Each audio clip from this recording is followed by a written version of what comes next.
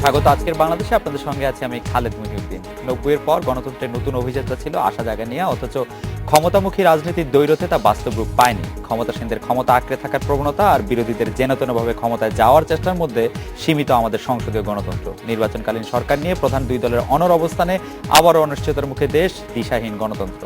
আজকের আলোচনা শিরোনাম তাই ক্ষমতা ও গণতন্ত্র। কথা বলতে স্টুডিওতে আছেন প্রবীণ আইনজীবী ও সম্মিলিত আইনজীবী সমন্বয় পরিষদের আহ্বায়ক ব্যারিস্টার এম আমিরুল ইসলাম এবং সমাজতাত্ত্বিক ডক্টর সলিমুল্লাহ খান। স্বাগত আপনাদের। জনাব এম আমিরুল ইসলাম, দুই যুগেরও বেশি সময় আগে বিএনপি রাজনীতির সাথে সম্পৃক্ত থেকেছেন বলে বিচারপতি কে এম হাসানকে নির্বাচনকালীন সরকারের প্রধান হিসাবে আওয়ামী লীগ মানেনি 2006 সালের শেষ দিকে এসে। এখন নির্বাচনকালীন সরকারের প্রধান হিসাবে যিনি সক্রিয় রাজনীতিতে আছেন, মাননীয় প্রধানমন্ত্রী শেখ হাসিনা বা আওয়ামী লীগের অন্য কোন সক্রিয় নেতাকে কেন বিএনপি মানবে, বা জনগণই বা এটাকে কিভাবে বিশ্লেষণ করবে? তত্ত্বাবধায়ক সরকার যদি হতো তাহলে পরে বেগম খালেদা যেটা বলছেন সেটা সঠিক হবে। জি, কিন্তু এটা তো তত্ত্বাবধায়ক সরকার বলছেন না, এরা বলছেন যে অন্তর্বর্তীকালীন সরকার। অন্তর্বর্তীকালীন সরকারের সব দেশেই যিনি হাউসে মেজরিটি থাকেন তিনি সরকারে থাকেন, অতএব এটার সাথে ওটা তুলনা আমার মনে হয় যে খুব সঠিক হলো না। স্যার আপনাকে, স্যার আপনি অন্যতম এমিকাস কিউরি ছিলেন স্যার। রায়ে বিচারপতি এ বি এম খায়রুল হক আপনাকে যেভাবে উদ্ধৃত করেছেন সেটা স্যার যদি আপনি একটু অনুমতি দেন আপনাকে একটু শুনাই। স্যার স্যার আপনি বলেছেন, বিচারপতি এ বি এম খায়রুল হক যা বলেছেন, যেটা আপনাকে উদ্ধৃত করে, যে senior advocate M Amirul Islam বলেন, নিরপেক্ষ সরকার ব্যতিরেকে রেখে দেশের আমলাতন্ত্রকে সঠিক পথে পরিচালনা করা সম্ভব নয়।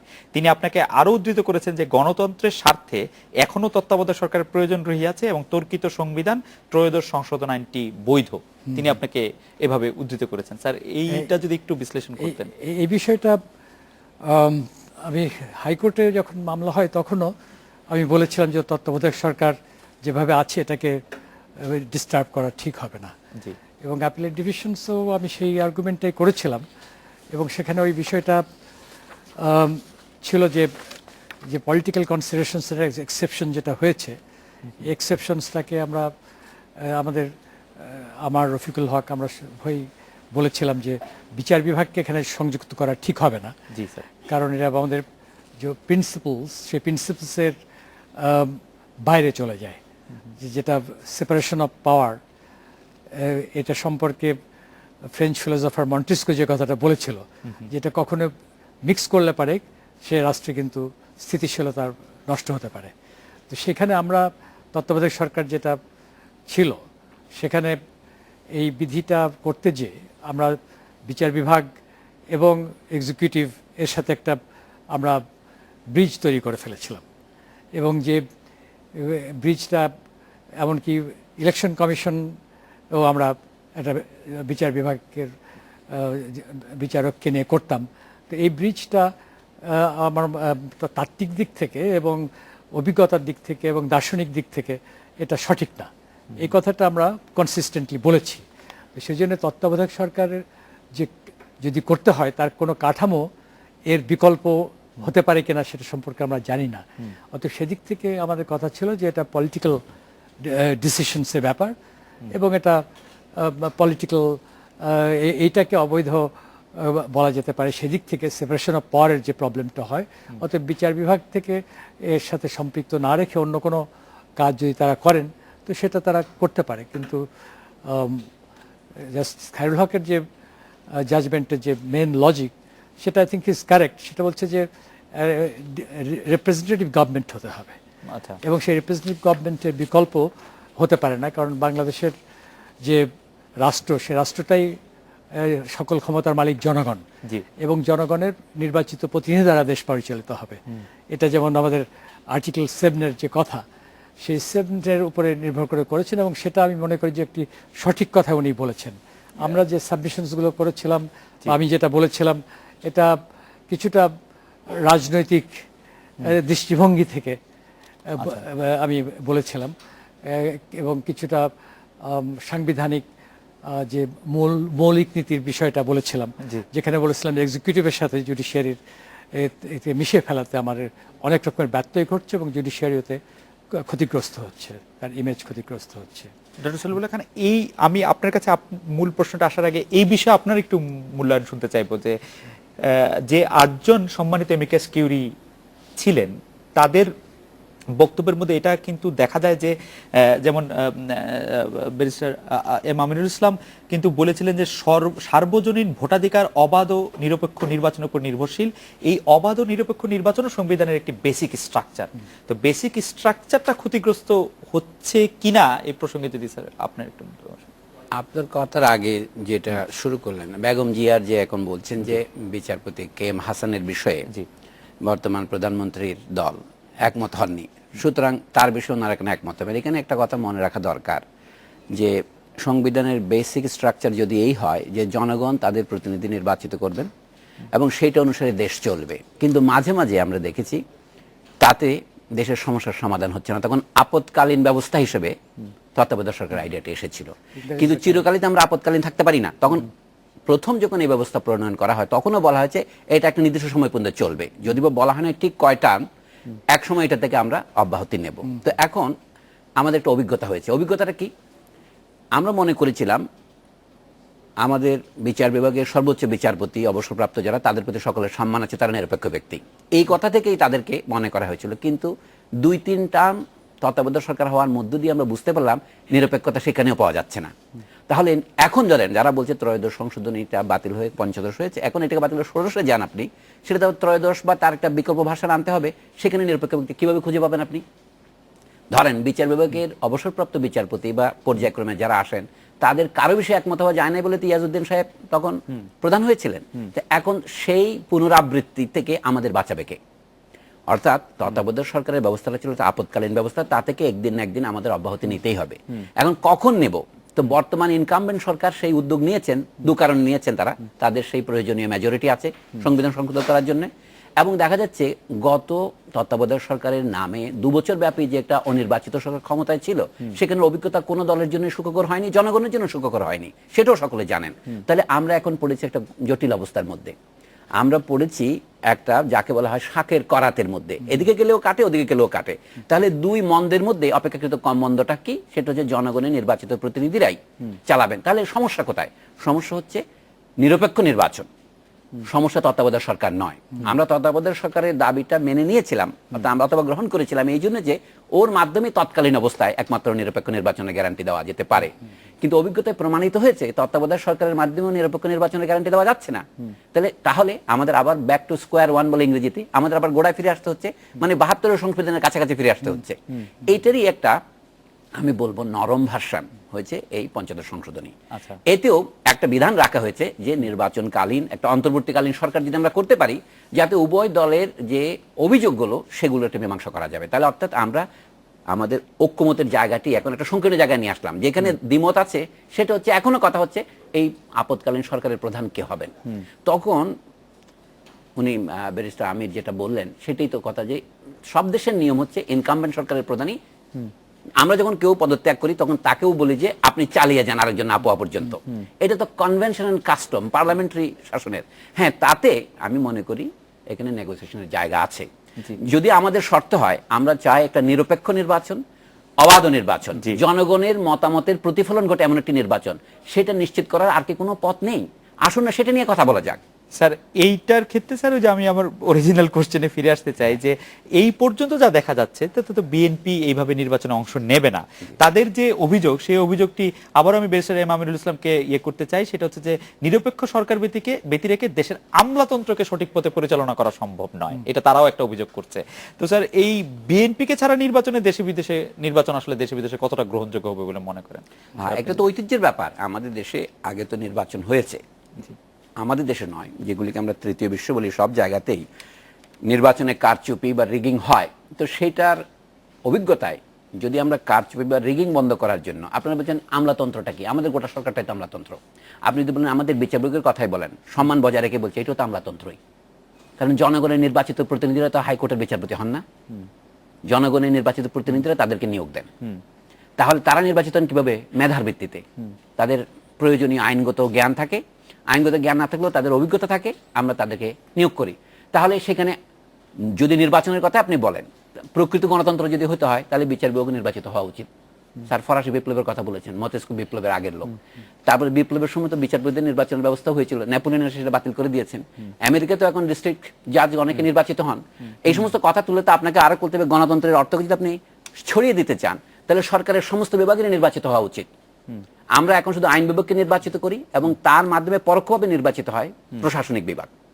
যেমন ধরেন আমাদের রাষ্ট্রপতি সরাসরি নির্বাচিত হন না, সংসদ তাদের নির্বাচিত করেন, কিন্তু বিচার বিভাগ তো কেউ নির্বাচিত করে না। তাহলে আপনি বুঝতে পারেন আমাদের গণতন্ত্রকে সর্বজনীন হয়েছে, হয়নি। তাহলে অনেক কথা বলছে, আপনার কিন্তু ক্যাচও করতে সাপ বেরোবে। কাজে আমরা যেখানে আসতে চাই, অর্থাৎ যা বর্তমানে চলতি গণতন্ত্র, আমরা কাস্টমের কথা বলছি, রেওয়াজ বলে একটা কথা আছে। রেওয়াজ হচ্ছে ইনকামেন্ট সরকার পদত্যাগ করবেন, কিন্তু আরেকটা সরকার নির্বাচন না হওয়া পর্যন্ত দেশটা তো প্রকৃতি তো শূন্যতা সহ্য করে না, ক্ষমতা শূন্যতা সহ্য করে না, মসনদ কখনো খালি থাকে না। কাজে সেই জায়গাটা দখল করতে হবে জনগণের দ্বারা নির্বাচিত বা জনগণের দ্বারা আগে নির্বাচিত হয়েছিল এমন একজন। তার জায়গায় যে বিকল্পটা যারা বলছে এখন তত্ত্বাবধায়ক সরকারের পক্ষে যারা ওকালতি করছেন, তারা সকলে একটা কথা কিন্তু পরিষ্কার করে বলছেন না, আসলে তারা কেন তত্ত্বাবধায়ক সরকার চান? নিরপেক্ষ নির্বাচনের জন্য নয়, তারা চান তাদের আর কোনোভাবে ক্ষমতায় আসার পথ নেই বলেই। এইটা কি স্যার আপনিও মনে করেন যে এরকম তো অনেকেই ওই তত্ত্বাবধায়ক সরকারের কথা বলছেন? যে কথাটি খান সাহেব প্রথমে বলেছিলেন এটা খুব তাৎপর্যপূর্ণ, কথাটা উনি খুব ভালো চয়ন করেছেন, আপৎকালীন কথাটা। তো ওইটি কিন্তু আমাদের রাজনৈতিক বাস্তবতা যে আপৎকালীন, এবং সেটার মূল জায়গাটা ছিল যেটা যদি আপনারা একটু ফিরে তাকান, যে এই যে রিগিংটা হতো, রিগিংটা কিভাবে হতো? এখানে কিছু ভোটার তালিকাতে থাকতো রিজার্ভ, এবং সেটা যে কোনো সময় তারা সেই ভোট ওইখানে যে কোনো বাক্সের সাথে অ্যাড করে দিয়ে বা যে কাউন্টিং এর সময় অ্যাড করে দিয়ে তার একটা ইনফ্লেটেড নাম্বার দেখাতো। এটা পরে তো আমরা প্রমাণও পেলাম, এবং সেটা কিন্তু আমরা ধরে ফেললাম যখন এম এ আজিজ সাহেব চিফ ইলেকশন কমিশনার, তো সেই সময় আমরা মামলা করলাম যে ভোটার লিস্টের, এবং আপনারা জানেন যে মিডিয়াতে এসছে যে কত ভোটার করেছে, তো ওই জায়গাটা ধরে ফেললাম। তো ওইটা মাগুরাতে যখন ঘটনাগুলো ঘটলো, তো সেখানে আমরা এই বিষয়টা দেখলাম যে আমাদের এমন একটা জায়গাতে আমরা এসে গেছি যেখানে এই মিলিটারি গভর্নমেন্ট যখন হা না ভোট করতো, তারা যে মেকানিজমটা ব্যবহার করতো, এটা একটা টেকনিক্যাল এক্সপার্টিস গ্রো করে গিয়েছিল। টেকনিক্যাল এক্সপার্টিসটা এটা ইমপ্ল্যান্ট করা হয়েছিল ইলেকশন কমিশনে, এবং এইটাই আমাদের মানে অসুবিধা হচ্ছে যে আমরা কিছুটা কাজ করি, কিছুটা করে ছেড়ে দিই। আমাদের ইনভেস্টিগেশন করা উচিত ছিল যে আগের যে সমস্ত ইলেকশনগুলো হয়েছে কারচুপির মূল জায়গাটা কোথায় ছিল। বাংলাদেশের মানুষ এত সচেতন যে আমার ভোট কেউ অন্য লোকে দিয়ে যাবে এটা সহ্য যেমন করবে না, এবং সেইটা দিয়ে যেত। অনেক সময় লোকে যে দেখছে যে আমার ভোট দেওয়া হয়ে গেছে, ফিরে আসতো। সেই জন্য যেটা আমাদের উল্লেখযোগ্য যে 1/11-এর পরে যে ইলেকশনটি হলো, এটা উল্লেখযোগ্য একটি আমাদের কৃতিত্বের দাবি করতে পারি যে আমাদের ভোটার লিস্টটা এখন পারফেক্ট বললে পারে খুব ব্যত্যয় হবে না বলে মনে হয়, এটা বলা যেতে পারে। সেরকম একটা পারফেক্ট ভোটার লিস্ট যখন আমরা পেয়েছি, তখন এখানে কারচুপি করার স্কোপ খুব কম। আর যে সচেতন মিডিয়া আমাদের আছে সেটা অত্যন্ত শক্তিশালী, এবং সেই প্রমাণ তারা রেখেছেন গত 5টা যে নির্বাচন হলো এবং অন্য যে বাই ইলেকশনসগুলো হলো। তার ফলে যে উনি যেটা বলেছেন আপৎকালীন সময় ক্রাচ লাগে, যে ক্রাচ দিয়ে হাঁটতে হয়। এখন আমরা তো চাই না যে ক্রাচ দিয়ে আমাদের গণতন্ত্র বা আমাদের নির্বাচন পদ্ধতি প্রতি সময় ক্রাচ ব্যবহার করুক। তো সেই ক্রাচ থেকে বেরিয়ে আসার সময় হয়েছে, এবং সেই জায়গাটাতে স্যার আমি একটু ছোট্ট করে জানতে চাইছিলাম যে স্যার মানে এখন পর্যন্ত বিএনপি মাঠে ময়দানে বা বাইরে যা বলছে যে তারা নির্বাচনে আসবে না, তারা না আসলে কি এই নির্বাচনটা দেশে বিদেশে গ্রহণযোগ্য হবে কিনা? সেটা তো আমি মনে করি আমাদের যে পার্লামেন্ট, আমাদের পার্লামেন্টও তো অসম্পূর্ণ, গণতন্ত্র সেখানেও অসম্পূর্ণ, কারণ তারা তো পার্লামেন্টে আসেননি। না আসার ফলে আমরা আধা গণতন্ত্র পেয়েছি। কিন্তু আমরা তো চেয়েছিলাম যে এই সমস্ত কথা যে তার পার্লামেন্টে বলবে, এবং যে জাতীয় যে সমস্ত সমস্যা আছে, বিতর্ক আছে, সেটা কোনো উপচে যেন রাজপথে না আসে, এবং সেটা উপচে রাজপথে এসেছে কারণ বিএনপি তার পার্লামেন্টে বলবে, এবং যে জাতীয় যে সমস্ত সমস্যা আছে, বিতর্ক আছে, সেটা কোনো উপচে যেন রাজপথে না আসে, এবং সেটা উপচে রাজপথে এসেছে কারণ বিএনপি রাজপথ বেছে নিয়েছে, তারা পার্লামেন্টে যাবে না। অতএব এইখানে গণতন্ত্রের তো সবচেয়ে বড় দায়িত্বহীন কাজ অপোজিশন পার্টি করে আসছে। তো সেই কাজটা করে তারা রাস্তাকে, যখন আপনি এই পৃথিবীর যে বর্তমান যে পরিস্থিতি অবস্থা, বিশেষ করে মিডল ইস্ট থেকে শুরু করে আফগানিস্তান, পাকিস্তান মিলে বাংলাদেশেও যে অস্থিতিশীল করবার যে একটি একটি যে ভূগোল তৈরি হয়ে গেছে। তো এই ভূগোলটা এই যে অস্থিতিকরণ করার জন্যে, অস্থিতিশীল করবার জন্যে যে ভূগোলের যে সীমারেখা আমরা দেখছি, তার ভিতরে আমি মনে করি যে বাংলাদেশ এর নেক্সট ক্যান্ডিডেট। আমার তো সেই কারণে আমাদের খুব সাবধানতা অবলম্বন করা। আমার মনে হয় যে এই বিষয়ে একটু ফিরে আসবো বিরতির একটা নিয়ে। আমি যে প্রশ্নটি করতে চাই আপনাদের দুজনকে, আমি প্রফেসর সলিমুল্লাহ খানকে দিয়ে শুরু করব, যে চলতি বছরের জুনেও আপনি জানেন যে প্রধানমন্ত্রী বলেছিলেন যে 25শে অক্টোবর হবে সংসদের শেষ দিন, অথচ সেপ্টেম্বরে এসে অবস্থান বদল করে তিনি জানালেন, বা কেউ কেউ বলছেন খানিকটা বদল করে, যে নবম সংসদ বহাল রেখেই দশম জাতীয় সংসদ নির্বাচন হবে। এই অবস্থান বদলটাকে আপনি কিভাবে মূল্যায়ন করেন? তারপরে আমি বেশ আমরুল ইসলামকেও শুনবো যে কিভাবে মূল্যায়ন করেন। আমরা আদৌ অবস্থান বদল কিনা, অবশ্যই আদৌ অবস্থান বদল কিনা, একটা বিরতি নিয়ে ফিরছি।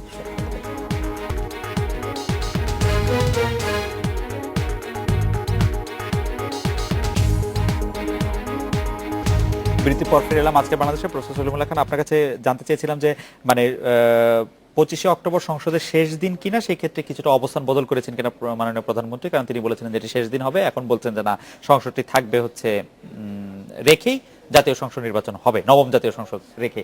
আমাদের দর্শকদের মধ্যে দুটি মতামত আমি একটু পড়ে শোনাতে চাই। মাসুদ, উনি বলছেন যে সব দল মিলে আপৎকালীন তত্ত্বাবধায়ক সরকারের বাদ দেওয়ার সিদ্ধান্তটা নিলে ভালো হতো।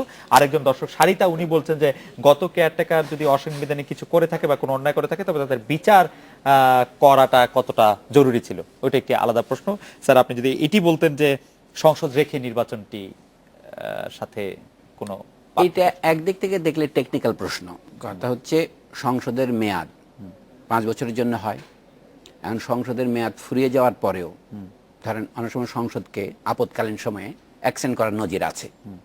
যেমন আমাদের সংবিধানেও যুদ্ধ ঘোষণার অধিকার একমাত্র সংবিধানে দেওয়া হয়েছে সংসদকেই।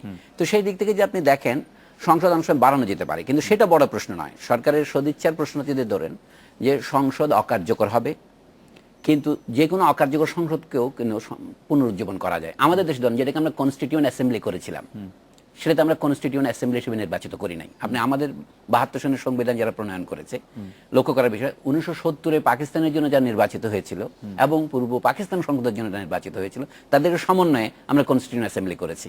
তারা সংবিধান প্রণয়নের পরপরই ভেঙে যায় এবং নতুন সংসদ মানে নতুন মন্ত্রিসভা তখন আবার শপথ গ্রহণ করে। এই কথাগুলো হচ্ছে পার্লামেন্টারি কনভেনশন। আমি মনে করি যে টেকনিক্যাল কথা না গিয়ে আমাদের বোঝা উচিত একটা গ্রহণযোগ্য সমাধানে যদি আমরা আসি, তাহলে সেটা হবে কি 25শে অক্টোবর সরকারের শেষ দিন, এটা যে যথেষ্ট। তারপরে 90 দিনের মধ্যে নির্বাচন হবে। সেই 90 দিনের সরকারটা কি হবে? তাহলে গত সংসদ আর কোনো অধিবেশনে বসবে না, কিন্তু গত সংসদের সমর্থন ধন্য একটি সরকার অত্যন্ত লিমিটেড এজেন্ডা নিয়ে, অল্প কয়েকটা এজেন্ডা নিয়ে তারা বলছে আমরা মৌলিক কোনো নীতি প্রণয়ন করবো না, নির্বাচন চালিয়ে যাবো। এখন প্রত্যেক সেই সরকারকে নিরপেক্ষ রাখতে হলে, আগে যে প্রশ্ন তুলেছেন আমলাতন্ত্রকে যদি রাখতে হয় সঠিক পথে, তাহলে এটা নিরপেক্ষ সরকার দরকার। আমি তো বলবো সেখানে নির্বাচিত নিরপেক্ষ সরকার দরকার। অনির্বাচিত সমস্যাটা হচ্ছে নিরপেক্ষতা নিয়ে। আমরা সে বিষয়ে একমত যে উভয় দলের সম্মতি ছাড়া নিরপেক্ষ সরকার হবে না। কিন্তু সেটা যে একটা বারবার যে প্রস্তাব আসছে নির্বাচিত বনাম অনির্বাচিত, এটা হচ্ছে বিরোধের বিষয়।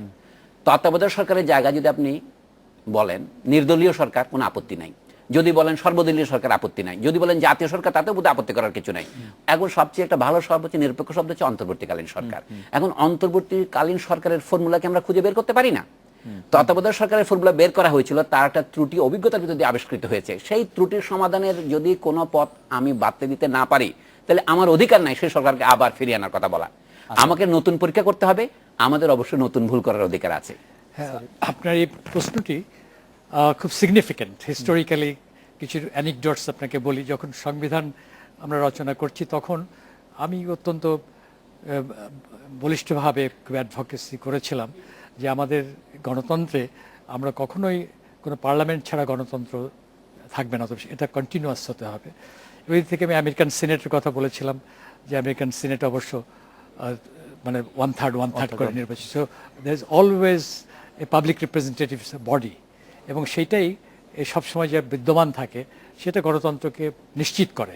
আর পাকিস্তানের সেই সময় যে পরিস্থিতি অবস্থা হয়েছিল, তাতে আমরা দেখেছি যে কী করে তারা পার্লামেন্টকে ভেঙে দিচ্ছে, কনস্টিটিউয়েন্ট অ্যাসেম্বলিকে ভেঙে দিচ্ছে, কোনো অথবা একটা গ্যাপের মাধ্যমে একটা অনির্বাচিত সরকার, সামরিক শাসন ইত্যাদি এসছে। এই তিক্ত অভিজ্ঞতার ফলে এই অ্যাডভোকেসিটা খুব আমি স্ট্রংলি করেছিলাম। তো তারপরে কম্প্রোমাইজ ফর্মুলাতে আসা হলো, আমাদের যে সংবিধানের 123(3) অনুচ্ছেদে আপনি পাবেন, তো সেখানে দুটো অপশনই রাখা হলো, কিন্তু ডিসক্রিপশনটা প্রাইম মিনিস্টারকে দেওয়া হলো, যে প্রাইম মিনিস্টার ইচ্ছে করলে এটা অ্যাডভাইস করতে পারবেন আগেও ভেঙে দিতে, আর তা না হলে তারা নির্বাচন করতে পারবেন। তো আমার বন্ধু অনেকেই জিজ্ঞেস করেছিল ইদানিংকালেও যে তাহলে এই যে একটা একটা পার্লামেন্ট থাকতে সেখানে যদি ভ্যাকেন্সি তৈরি না হয় তাহলে পরে ইলেকশন কি করে হবে, কারণ পত্র থেকে যাচ্ছে। তো আমি তাকে বললাম যে ইলেকশনটা হচ্ছে for the next parliament, not for the existing parliament. অতএব এখানে কোনো ভ্যাকেন্সি প্রয়োজন নাই, তার টাইম আসবে, সে এক্সপায়ার করে যাবে, কিন্তু তার টাইমে থাকতে থাকতেই আরেকটা ইলেকশন তারা হোল্ড করবে। তো সেই জন্য এইভাবে যদি কনস্টিটিউশনটিকে দেখেন একটা হিস্টোরিক্যাল পার্সপেক্টিভে, এবং আমাদের মনে কি কি সংশয় ছিল যে কারণে আমরা এগুলো করেছি, একটু ব্যতিক্রমধর্মী যে কাজগুলো করা হয়েছে, যে দুটো এটা অপশন রয়েছে, অর্থাৎ কিন্তু পলিটিক্যাল হেড যিনি, তিনি অ্যাকচুয়ালি ডিসক্রিপশনটা এক্সারসাইজ করবেন যে এমন একটা সময় আমি পার্লামেন্ট ভাঙবো কি ভাঙবো না, কারণ আমি যদি বাই চান্স কোনো বিপদে পড়ে যাই। তো সেটারও সলিউশনস বের করা হলো যে যুদ্ধকালীন সময় ওইটা বসতে পারবে, এ কিন্তু একটা হোল প্যাকেজ তৈরি করা হয়েছিল সেই সময়। স্যার, আমাদের একটু হয় যে আপনি জানেন যে কয়েকদিন আগে প্রধানমন্ত্রী জনপ্রশাসন বিষয়ক উপদেষ্টা জনাব এস টি ইমাম বলেছেন যে ইসি চাইলে সংসদ ভেঙে দেওয়া হবে, প্রধানমন্ত্রীর সিদ্ধান্ত চূড়ান্ত নয়। আবার নির্বাচন কমিশনার মোহাম্মদ আবু হাফিজ বলছেন সংসদ রেখে নির্বাচন কঠিন হবে। মানে এটা নির্বাচন কমিশনের তো এখতিয়ার না, এটা তো এসটিএম সাহেব নিশ্চয়ই এটা অনুধাবন করবেন যে total discretion to prime minister হাতে, because he is the political head, এবং সে political head he or she must have that judgement, এবং এই জাজমেন্টটা করতে হবে দেশের সার্বিক পরিস্থিতির উপরে বিবেচনা করে। একটা ওয়ার লাইক সিচুয়েশন যদি থাকে, তো তাহলে পরে ওই ওয়ার হওয়ার পর্যন্ত অপেক্ষা না করে কেন সে যে না আমি এই পার্লামেন্টের গ্যাপ হতে দেব না। সেটা মহিউদ্দিন, আমরা দুনিয়ার অন্য দেশের উদাহরণ থেকে দেখি যে দুনিয়ার সব দেশেই তত্ত্বাবধায়ক সরকার নেই, কয়েকটা দেশে নানা সময় তত্ত্বাবধায়ক সরকার, বাংলাদেশ একটা পাইওনিয়ারের মতো হয়েছে, এখন পাকিস্তানে হয়েছে, কিন্তু এটা হচ্ছে ব্যতিক্রম। নিয়ম হচ্ছে কেন ইনকামবেন্ট প্রেসিডেন্ট থাকা অবস্থায় নির্বাচন হয়, কিন্তু সব ইনকামবেন্ট প্রেসিডেন্ট আমেরিকা ধরেন নিক্সনের মতো ওয়াটারগেট কেলেঙ্কারি করে না, কিন্তু সেখানে ইনকামবেন্ট প্রেসিডেন্ট একটা কেলেঙ্কারি করেছেন, তাই না, দ্বিতীয়বার নির্বাচিত হওয়ার জন্য, এবং তাকে পদত্যাগ করতে হয়েছে। এখন প্রশ্নটা হচ্ছে কি জনগণের কাছে নির্বাচন গ্রহণযোগ্য হবে কিনা, যে প্রশ্ন আপনি আগে করতে চাচ্ছিলেন, আমরা সেইখানে আমাদের আসা উচিত। কিন্তু এটা আজকের সমস্যা নয়, আজ থেকে 500 বছর আগেও ম্যাকিয়াভেলির প্রিন্স বইতে এই বিষয়ে আলোচনা আছে, যে বলছে যদি কোনো দেশের জনগণের মধ্যে দুই দল দাঁড়ায়, তারা পরস্পরের মধ্যে লড়াই শুরু করে, তখন হস্তক্ষেপ করার মতো বিদেশি শক্তির অভাব হয় না কখনোই, you will never lack in foreign parties involving. তখন ইটালি ছিল অনেকগুলি রাষ্ট্রের সমাহার, তখন ফ্রান্সের রাজা এবং স্পেনের রাজা নিয়ম বেঁধে সেখানে হস্তক্ষেপ করতেন, ভ্যাটিকান হস্তক্ষেপ করতেন, এই জন্য ইটালিতে কখনোই ঐক্য তৈরি হয় না 19 শতাব্দীর আগে পর্যন্ত। তো আমি এই জন্য বলছি আমাদের দেশে সেই বিপদটা রয়েছে, এর কারণ হচ্ছে আমরা অর্থনৈতিক এবং রাজনৈতিকভাবে নির্ভরশীল দেশ, সত্যি কথা বলতে গেলে, এবং এখানে বিদেশি হস্তক্ষেপের এখনই আলামত দেখা যাচ্ছে। স্যার যেটা বললেন বাংলাদেশ নেক্সট দেশ, আমি হয়তো পয়েন্ট বলতে পারবো না, কিন্তু এইখানে সবচেয়ে বড় গুরুত্বপূর্ণ ঘটনা হচ্ছে কি আমাদের দেশের ভিতরে যদি বিরোধ দেখা না দেয়, বিবাদ দেখা না দেয়, অশান্তি দেখা না দেয়, তাহলে কোনো বিদেশিও এটা সাহস করে না। এবং দেশের ভিতরে যাকে তৃতীয় শক্তি বলে বেনামিতে বলা হয়, সেই আমি শুধু বলবো এক্ষেত্রে যে সমস্ত বেসামরিক নাগরিক এখানে তৃতীয় শক্তি হওয়ার চেষ্টা করছেন, আমি তাদের কথা উল্লেখ করে বলছি, তারা যেন চাচ্ছেন বিদেশিরা যেন আসুক। যেমন তালুকদার মনিরুজ্জামান সাহেব একাধিক প্রবন্ধ লিখেছেন, অত্যন্ত শ্রদ্ধেয় একজন রাজনীতি বিজ্ঞানী, তিনি বলছেন যে জাতিসংঘের হস্তক্ষেপ করা উচিত। আরেকবার উনি বলেছেন হস্তক্ষেপ করবে। এখন ওনার কথাকে তো হালকা নেওয়া যায় না, উনি হচ্ছেন একজন প্রবীণ মানুষ এবং ওনার কথা শোনার মতো ছাত্র শিক্ষক অনেক আছেন। সেই জন্য আমি বলছি এই জাতীয় যারা পণ্ডিত আছেন তাদের ভবিষ্যৎবাণী যায় না, উনি হচ্ছেন একজন প্রবীণ মানুষ এবং ওনার কথা শোনার মতো ছাত্র শিক্ষক অনেক আছেন। সেই জন্য আমি বলছি এই জাতীয় যারা পণ্ডিত আছেন তাদের ভবিষ্যৎবাণী মাঝে মাঝে সত্য হয়ে ওঠে, সেটি হচ্ছে বিপদের আশঙ্কা। কিন্তু আপনি যদি জনগণের কাছে গ্রহণযোগ্য নির্বাচন যদি কারচুপি না হয়, আমি মনে করি জনগণ নির্বাচন গ্রহণ করবে? নির্বাচনে গ্রহণ করছে কিনা সেটা বোঝার একটা বড় উপায় হচ্ছে মানুষ ভোট দিতে যাবে কিনা। তো আমরা আরেকটা বিরতি নিচ্ছি, বিরতির পর ফিরে এসে এটা জানতে চাইবো যে আমাদের দর্শকদের মধ্যে একটা বড় অংশ প্রশ্ন করছেন, যদি প্রধান বিরোধী দলই না যায় তাহলে আসলে কতজনের মধ্যে ভোট দেওয়ার উৎসাহ থাকবে। এই ভোট দেওয়ার উৎসাহ এবং এই মন মানসিকতা নিয়ে যদি স্যার একটু বলেন, যে মানে জনগণের গ্রহণযোগ্যতা প্রশ্ন। আমরা একটা বিরতি নিয়ে ফিরছি।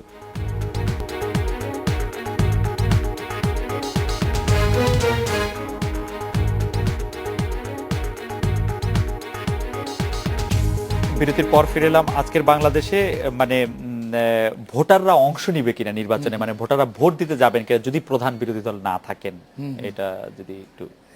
এটা তো মানে প্রেডিক্ট করা ডিফিকাল্ট, তবে ন্যাচারালি যদি এক পার্টি নির্বাচন বয়কট করে তো তারা তো চেষ্টা করবে ক্যাম্পেইন করার জন্য যাতে ভোটটা বয়কটের হয়, কিন্তু এটা কতজন শুনবে বা শুনবে না এটা বলা মুশকিল। যেমন 1996 সালে যেটা হলো নির্বাচন 15 ফেব্রুয়ারি, 15 ফেব্রুয়ারিতে, সেটা বয়কট করেছিল সমস্ত দল একত্রিত। সো বিএনপি এককভাবে নির্বাচন করলো।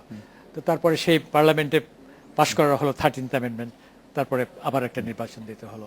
তো এই বিষয়টা প্রেডিক্টেবল না, এবং আমি প্রেডিকশনস তো সেই হিসাবে করতে চাই না, কিন্তু ইন এনি কেস এই সব দলের পার্টিসিপেশনস তো এটা পিপল ক্যান ডিমান্ড, এবং সেটা যদি পিপল যদি ডিমান্ড করে যে পার্টিসিপেট যে কোনো নির্বাচনে করতে হবে, কারণ আমাদের উপরে পিপল যদি বলে যে আমাদের উপরে ভরসা রাখতে পারছে না কেন, যে নির্বাচন তো আমরা এটা করব, এবং সেখানে আমরা যেটা গ্যারান্টিটা চাই যে আমার ভোট আমি দেব এবং আমার ভোট অন্য লোকে যাতে না দিতে পারে, এই যে গ্যারান্টি, সেই গ্যারান্টিটা বোধহয় ইলেকশন কমিশনের যদি এনশিওর করে তাহলে মানুষের কনফিডেন্স হবে।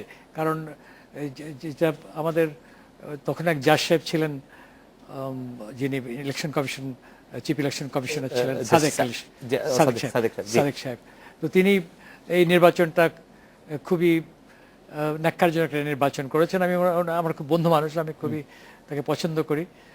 তো আমি তাকে পরে জিজ্ঞেস করেছিলাম, তো বলে যে আমি এটা করতে পারলাম বলে তো তত্ত্বাবধায়ক সরকার আনা সম্ভব হলো, সেদিক থেকে ক্রেডিট দিতে হবে। তো সেই রকম পরিস্থিতিতে বোধহয় আমরা এখন নেই। আমাদের ইলেকশন কমিশন যেহেতু অত্যন্ত শক্তিশালী এবং তারা ইতিমধ্যেই অনেকগুলো প্রমাণ রেখেছেন তাদের নিরপেক্ষতার, দৃঢ়তার, এবং এর আগে যে নির্বাচন কমিশন ছিল সেটাও খুব ভালো পারফর্ম করেছে। অর্থাৎ যে ইনস্টিটিউশনসগুলো ভালো করবে সেগুলো কিন্তু আমাদের ওন করা উচিত, এবং সেইখানে এদেরকে দিয়ে কাজগুলো করাতে হবে। এবং সেই দিক থেকে আমি মনে করি যে মানুষ অনেক বেশি কনফিডেন্ট এখন ইলেকশন কমিশনের উপরে, যে এই তারা এই নির্বাচন যেটা করবে সেটা সঠিক নির্বাচন হবে। অর্থাৎ সেদিক থেকে 96-তে যে বয়কট হয়েছে সেই রকম বয়কট হবে বলে আমার মনে হয় না। ডক্টর সলিমুল্লাহ খান, আপনার কাছে জানতে চাইবো, তার আগে আমি একটু জনাব রকুনুদ্দিন মাহমুদ, যিনি সিনিয়র অ্যাডভোকেট, আরেকজন এমিকাস কিউরি ছিলেন এই ইয়েতে, উনি বলেছিলেন যে ত্রয়োদশ সংশোধন আইনটি প্রয়োগের পূর্বে, মানে 1973 সাল থেকে যে রাজনৈতিক দল ক্ষমতায় ছিলেন তারা কখনো নির্বাচনে হারেন নাই। এমনকি উপনির্বাচনেও তিনি মাগুরা উপনির্বাচনের কথা বলছিলেন, তখন বিএনপি ক্ষমতা ছিল, তারা নির্বাচনে মানে হারতে চান নাই। তো এই অবস্থার কি স্যার এখন বড় পরিবর্তন আপনি দেখতে পান, যে ভোটাররা যাবে এই প্রসঙ্গে? না, ভোটাররা যাবে কিনা সেটা আমি গ্যারান্টি দিতে পারি না। আমার মনে হয় যদি দেশে যাকে বলা হয় অরাজকতা তৈরি হয়, নির্বাচন ভণ্ডুল করার মতো 5টি হাতিয়ার প্রস্তুত আছে। ধরুন গতবার কি হয়েছিল, মানে আমি বলছি 2006 সনের 28শে নভেম্বর, দেখেন, অর্থাৎ লগি বৈঠক এবং শুরু করে বায়তুল মোকাররমের উত্তর পাশে কিছু মানুষ মারা গেল, এবং তার ফলে অবস্থার এতই অবনতি হলো তখন ইলেকশনের প্রশ্নে আসে না। তখন একটা 22শে জানুয়ারি ইলেকশন ঘোষণা করা হয়েছিল না, 11 জানুয়ারি ঘটনা ঘটলো না, সকলেই মনে করছেন এই ধরনের ঘটনা হবে। আসল কথায় আসে, এই টেকনিক্যাল কথা বাদ দিয়ে এখন সমস্যা হচ্ছে কি জানেন, আমি একটা গল্প বলি আপনাকে সংক্ষেপে, যে দ্বিতীয় মহাযুদ্ধের সময় একটা ফিল্ম হয়েছিল ওই বিষয়ে, এটা আমেরিকায় হয়েছিল 1982 সনে, সোফিস চয়েস বলে। ঘটনাটা হচ্ছে এই সোফি বলে এক ভদ্র মহিলা তার 2 বাচ্চা নিয়ে একটা কনসেন্ট্রেশন ক্যাম্পের সামনে দিয়ে যাচ্ছেন। তিনি জাতে খ্রিস্টান এবং পুলিশ। তখন জার্মান অফিসার যিনি কনসেন্ট্রেশন ক্যাম্পের দরজায় আছেন তিনি তাকে ডেকে বলেন, এই মহিলা এদিকে আসেন, আপনি কি পুলিশ? বলে হ্যাঁ আমি পুলিশ। আপনি কি ইহুদি? বলে আমি ইহুদি নই। আপনি কি কমিউনিস্ট? বলে আমি কমিউনিস্ট নই। বলে এক কাজ করি, আপনি যদি কমিউনিস্ট নন, আপনি যেহেতু ইহুদি নন, তাহলে আপনাকে ছেড়ে দিলাম, আপনার 2 বাচ্চার মধ্যে একটাকে ছেড়ে দেবো, কিন্তু যেহেতু আপনারা পুলিশ তাই আপনার একটি বাচ্চাকে আমাকে আজকে দিতে হবে, আমি এটা মেরে ফেলবো। গ্যাস চেম্বারে দেবো। তবে একটা কাজ করতে হবে আপনাকে, আপনার 2 বাচ্চা, একটা ছেলে একটা মেয়ে, তার মধ্যে কোনটা গ্যাস চুল্লিতে দেবো সেটা আপনি টিকে দেন। তখন ভদ্রমহিলা সুফি বলল, মেরিল স্ট্রিপে অভিনয় করেন আর কি এই ছবিতে, আলান পাকুলার ছবি। তো উনি বললেন, না না, একটা মা হিসাবে আমি তো আমার 2 বাচ্চার মধ্যে চুজ করতে পারি না কোনটাকে আমি গ্যাস চেম্বারে দেবো, আপনি বলেন সেই কাজটা করুন, মানে আপনি আমাকে নিয়ে যান, আমার 2টো বাচ্চাকে ছেড়ে দিন। তখন জার্মান অফিসার বলল, madam you don't have that choice, আপনাকে সেই চয়েস দেওয়া হবে না, আপনার 2 বাচ্চার কোনটা দেবেন। বলে, আমি তো তা পারবো না। তাহলে ভেবে দেখেন, বিকল্পটা ভেবে দেখেন, কি বিকল্প? দুটো আপনাকে 3 মিনিট দিলাম, আমি 2টোকেই গ্যাস চেম্বারে দেবো। তখন ভদ্রমহিলা লাফ দিয়ে যে কোনো একটাকে ধরলেন, ঘটনাচক্রের ফিল্মে দেখা যায় ছেলেটাকে ধরলেন, অর্থাৎ এটাকে বাঁচাবো, মেয়েটাকে নিয়ে যাও। মেয়েটা 14 বছরে, তাকে নিয়ে যাচ্ছে। আমাদের অবস্থা হচ্ছে এইরকম। এখন 2 বিকল্প, নির্বাচন হলে এক ধরনের বিপদ আছে। আমি বলি বেগম জিয়ার সামনে এখন বিকল্পটা হচ্ছেই, আজকে প্রথম আলো পত্রিকায় বদিউল আলম মজুমদার সাহেব একটা কলাম লিখে বলছেন 2 নেত্রীর সামনে এই চয়েসটা আছে।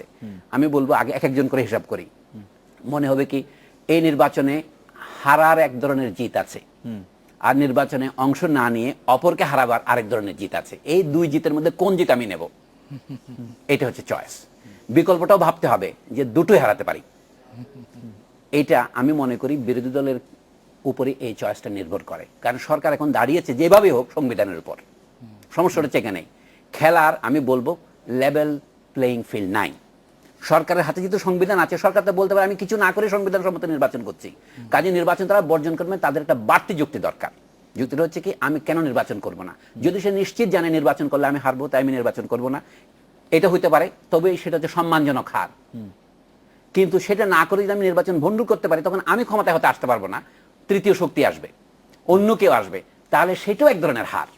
এই 2 হারের মধ্যে মনে হচ্ছে বেগম জিয়ার পছন্দ দ্বিতীয় হারটাই। আচ্ছা, এবং তাহলে এখন নির্বাচনের গ্রহণযোগ্যতা আসলে জনগণ এখানে আনফরচুনেটলি প্রায় জিম্মি হয়ে দাঁড়িয়েছে, সকলেই বলতেছে। কিন্তু তারপর আমি বলি আরো একটি বিকল্প আছে, মানে চতুর্থ বিকল্প আছে, জনগণের একটা বিকল্প আছে। এটা কি, জনগণের একটা ইনসারেকশন দরকার। ইনসারেকশন হচ্ছে ডেমোক্রেসির জন্মভূমি। যদি এখন সরকারগুলি করে কি, আমরা যেন পাহাড়ি ঝর্ণা থেকে যে পানি অল্প অল্প করে বয়ে আসে সেটাই নদীতে পরিণত হয়, সরকারগুলির কাজ প্রায় সময় ঝর্ণার মুখটা বন্ধ করে দেওয়া। নির্বাচন হওয়ার পরেই জনগণকে সবাই ভুলে যায়। সেই জন্য আমি বলবো জনগণের মধ্যে থেকে আবার স্প্রিং এর আকারে গণতন্ত্র অভ্যুত্থান হতে পারে। কাজে যারা মনে করছে বিদেশিরা আসলে বাংলাদেশের সবকিছু শেষ হয়ে যাবে, বিদেশিদের তো এই দেশ চালাইতে হবে, মঙ্গলরা বলতে গিয়ে চীন দেশ জয় করার জন্য ঘোড়ার পিঠে আসতে হয়, এটা ঠিক আছে, কিন্তু চীন শাসন করতে হলে ঘোড়ার পিঠ থেকে নেমে আসতে হয়। আমরা এম আমিনুল ইসলামের কাছে জানতে চাইবো যে একটি বিরতির পর ফিরে এসে যে লেভেল প্লেইং ফিল্ডটা সংসদ রেখে নির্বাচনের ক্ষেত্রে বা যে গভর্নমেন্ট এখন আছে তারা থেকে নির্বাচন করার ক্ষেত্রে আপনি কি মনে করেন যে আসলে লেভেল প্লেইং ফিল্ডটা প্রতিষ্ঠিত করা সম্ভব কিনা, এটা নিয়ে যদি স্যার একটু বলতেন, আমরা একটা বিরতি নিয়ে ফিরছি।